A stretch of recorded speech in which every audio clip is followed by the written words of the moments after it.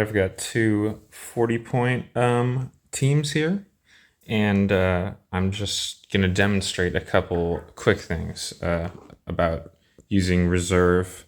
So I've got a situation here. We've got two characters on reserve, a specialist and an ace, and then we've got this whole other opposing team on reserve.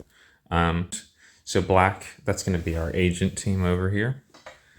And so that's going to work out just fine, it looks like. The first thing I wanted to demonstrate is moving in coordination, which we can do with this jack card. That's going to activate our two normal guys, our non-specialist and ace.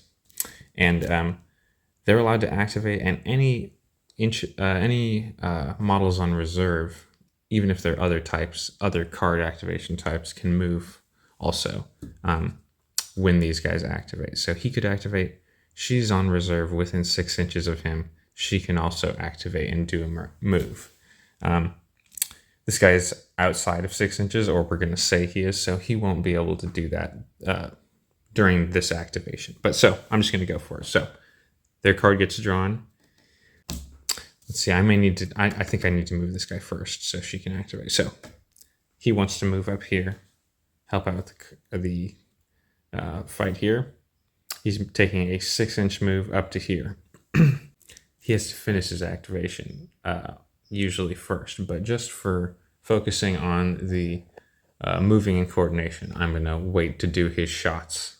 So he's moved here, done his shots. This lady now is allowed to use her activation, and she's going to do a run move, going all the way over to here, staying cover of this train car, these walls, but getting within 6 inches of this guy, who is also on reserve. And the reason we're doing that is if her card gets, we then have 3 chances to activate him.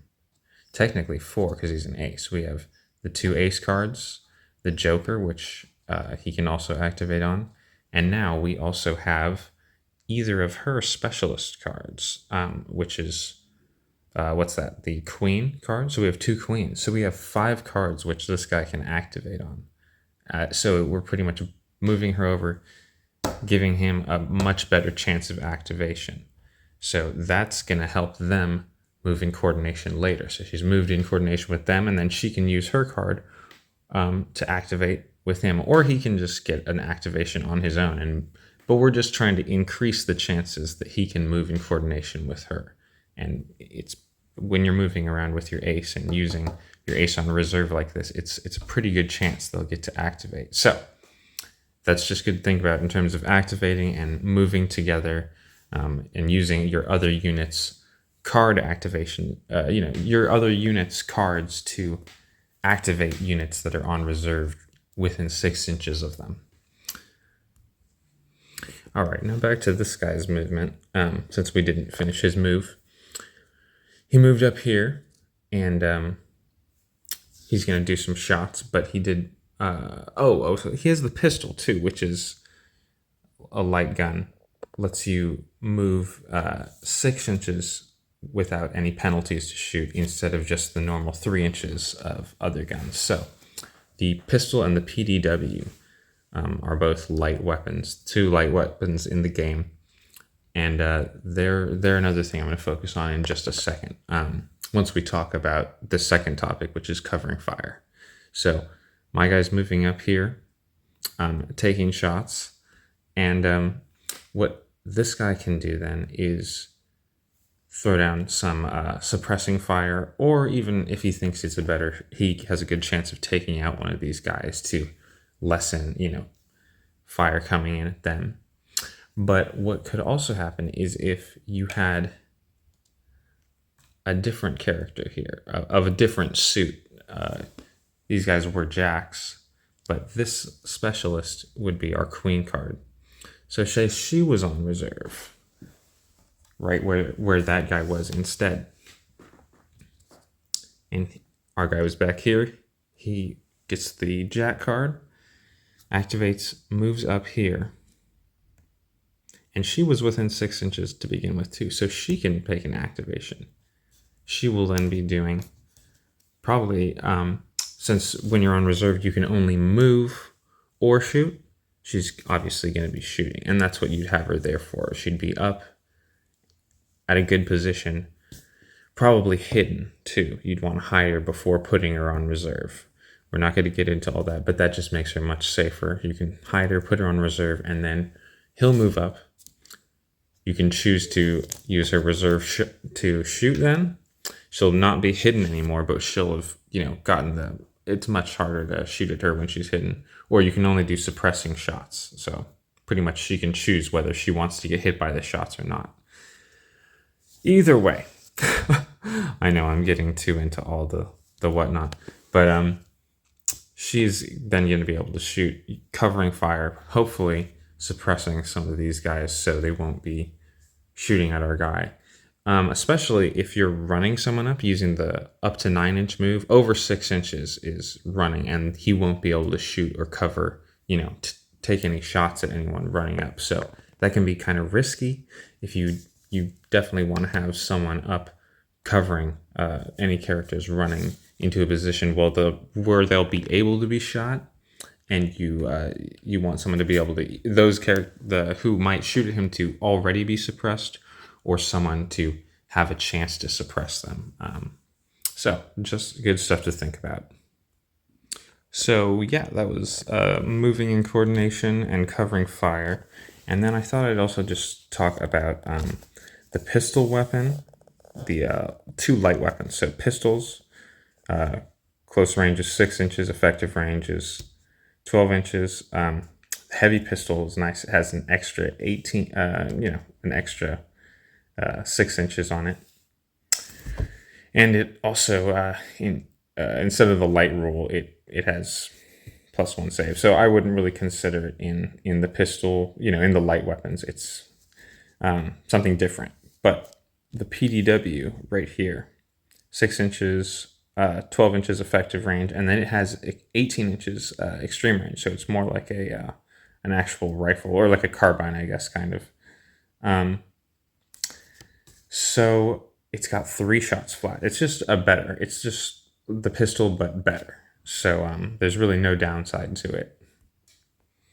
So obviously these weapons are kind of, they're meant to be used at close range. They can be effective at long range too, just because you can do the quick movement.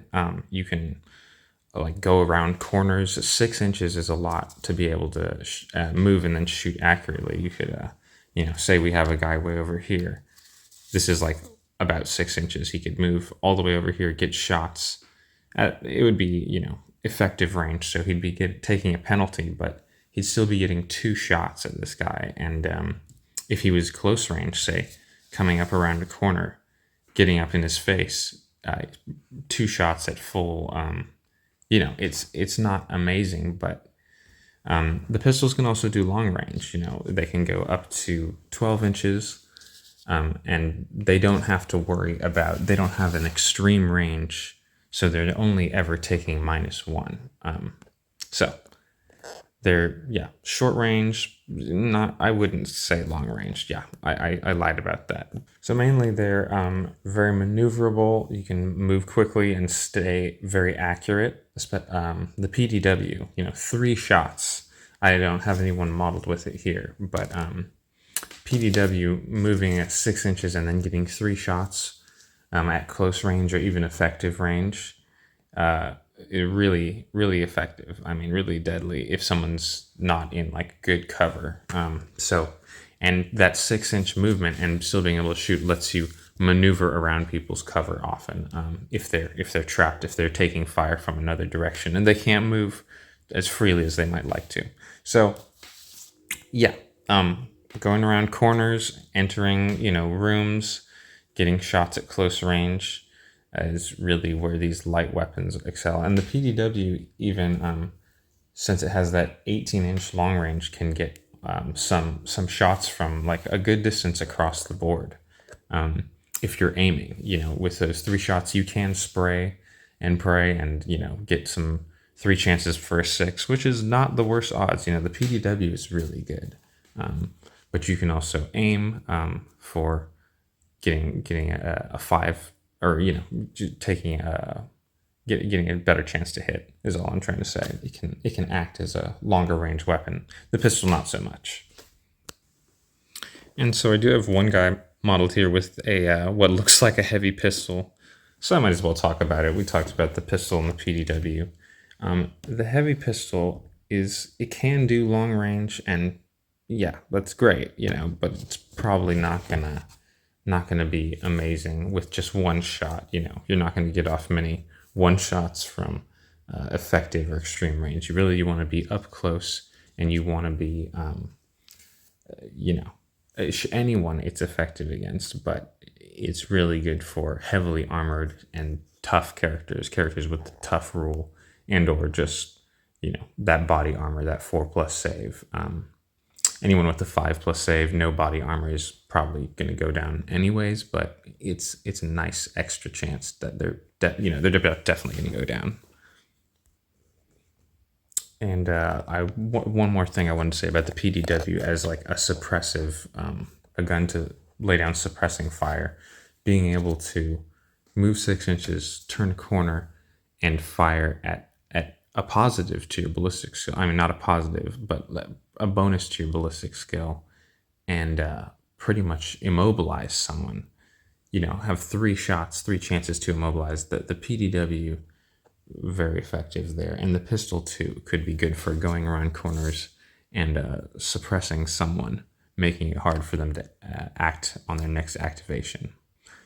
All right, that's pretty much it.